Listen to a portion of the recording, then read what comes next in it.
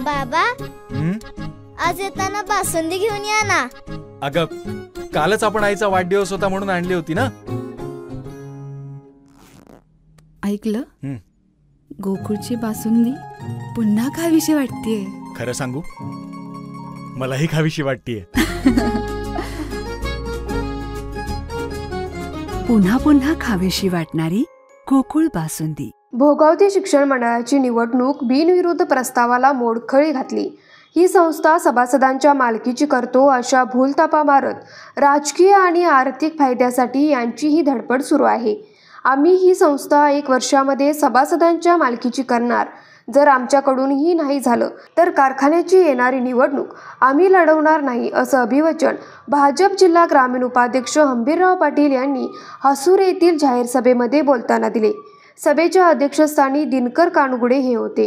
यावेळी धैर्यशील पाटील म्हणाले, ज्या हेतूने ही शिक्षण संस्था दादासाहेब पाटील यांनी उभी केली तो हेतू दूर करून या मंडळींनी या शिक्षण संस्थेत राजकारण आणून ही संस्था मोडकळीस आणली.